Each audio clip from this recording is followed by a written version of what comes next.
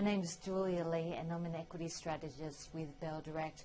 And one of the biggest things that has changed in the markets throughout the past week is the Federal Reserve's backflip on interest rates, essentially with Dudley, the New York president, talking about tightening conditions over in the US. And this has huge implications for investors' portfolios and the direction of different asset classes. So what does this all mean for investors? Well, in the short term, the Aussie dollar is likely to continue moving upwards, and we have seen a strengthening of the Aussie currency and a weakening of the US currency. This will impact on a number of stocks. For example, it will have a negative impact on stocks that do make the bulk of their revenue offshore, like Amcor and Brambles, but it also makes the Australian market more attractive to international investors because international investors want to see the Australian dollar strengthen as they are invested here. So it should be a good news story for Australian equities.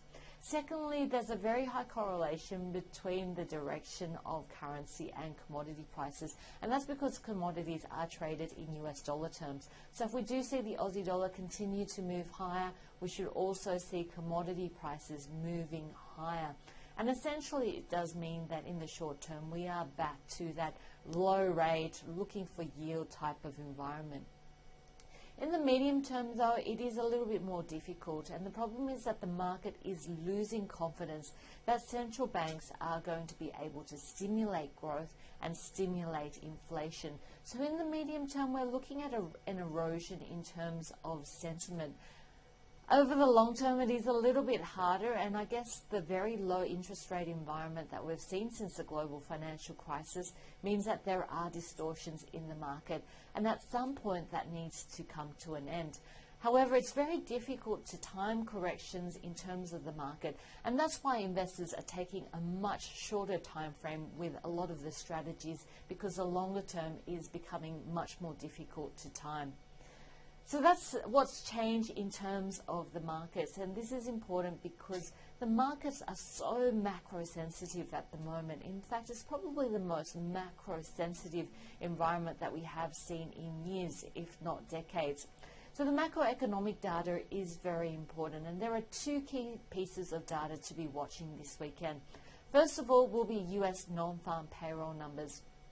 One of the things that the market's watching very closely is a slowdown we've seen in economic conditions in the US economy towards the end of last year. Now, these job numbers, which will be out Friday night in the US, are important because the market's watching to see whether the slowdown in the US economy is going to be reflected in these job numbers. And these job numbers are important because, of course, the Federal Reserve over in the US looks very carefully into these numbers to have a look at whether or not it's going to hike interest rates. So the market is hoping for a bad set of numbers, and that will feed into interest rate expectations. That is, the market's not expecting the Federal Reserve to lift interest rates 4 times in 2016, as the Federal Reserve has forecast because of the slowing US economic growth environment.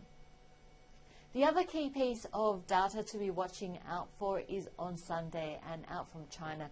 These are the Chinese foreign currency account numbers. Now, the market is expecting to see this account fall from 3.33 trillion US dollars down to 3.2 trillion US dollars. Now, these numbers are important because we have seen a massive outflow of funds from China since the account peaked back in 2014 at about 4 trillion US dollars.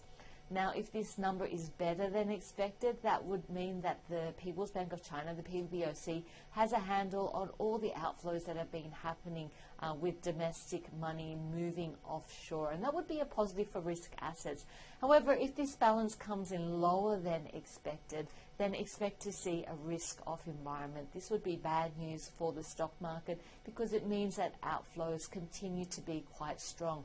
Now, this is also important because the IMF has a recommended lower bound in terms of this account. And for China, this is expected to be around the 2.8 trillion US dollar mark. If China's outflows continue at the pace that they have been, it's not going to take long to reach that lower bound. And of course, that will impact on China's ability to defend its currency. So an important set of numbers there on Sunday, especially given the world's concern around the outflows happening in China. We are also entering into earnings season, so a quick preview of probably one of the most important earnings to come out next week, and that's the Commonwealth Bank. Commonwealth Bank is due out with its result on Wednesday, the 10th of February. We're expecting to see cash profit up by 3% at $4.77 billion, expecting to see an interim dividend of $2.02, the net interest margin to be slightly better at 2.07, and bad debts coming at $519 million. Now, one of the reasons why the banks are going to be watched very closely, as you can see from this Commonwealth Bank chart, this is a one-year chart. We have seen a lot of backward movement in the bank's stock prices. Now, Commonwealth Bank's down around about 15% since April. However, the other banks are down around about 25% on average. And if we have a look, we'll be seeing updates from NAB on the 16th of February, ANZ on the 17th of February, and Westpac on the 20th of February. The thing to be watching is whether the banks maintain their commitment to their dividend payout ratios, which stand at about 70%, or whether we are going to see cuts to dividends. And the two stocks which are at most risk are NAB and ANZ. It's time to have a deeper look into earnings season and have a look at what different brokers have been saying. Let's start off by having a look at this graph by Morgan Stanley. And this represents the market's view on how earnings are going to go this financial year as well as next financial year. And you can see that both these lines, we have seen expectations dropping around earnings season.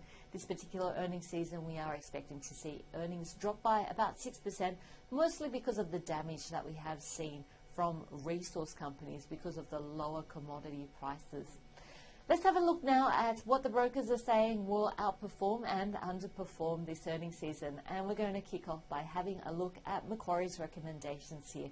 Macquarie is saying that it expects outperformance from stocks like Car Sales, JB Hi-Fi, Domino's, CSL and Super Retail, just to name a few. On the flip side, underperformance expected from stocks like Austral, AWE, Whitehaven Coal, Independence and Western Areas. Moving on to Goldman Sachs, and there are a number of different categories here, but I'd like to focus in on that very first category, and that is the companies which have seen a downgrade last results and have seen little news flow since. And they include stocks like Sonic, Seek, Iris, Super Retail, Cochlear, as well as Brambles.